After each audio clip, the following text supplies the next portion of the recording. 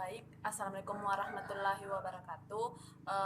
Perkenalkan, nama saya Erna Arfiani dari program studi Perbankan Syariah 1 semester 4. Di sini saya akan memaparkan materi mengenai teori produksi. Yang pertama, pengertian produksi. Produksi adalah hasil akhir dari proses atau aktivitas ekonomi dengan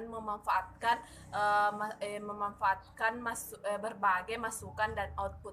Dari pengertian di atas dapat disimpulkan bahwa produksi merupakan mengkombinasi berbagai masukan atau output yang juga sering disebut dengan faktor-faktor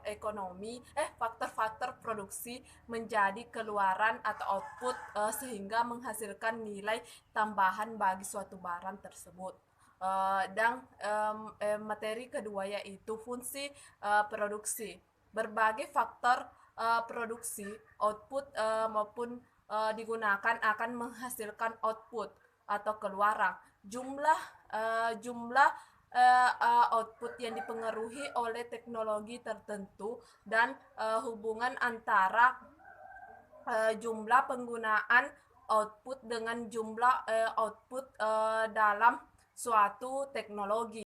Disebut fungsi produksi adalah suatu fungsi atau permintaan yang menunjukkan hubungan antara tingkat dan kombinasi penggunaan input dengan tingkat output persatuan waktu. Pada model ini, hubungan antara input dan output disusun dalam suatu fungsi produksi.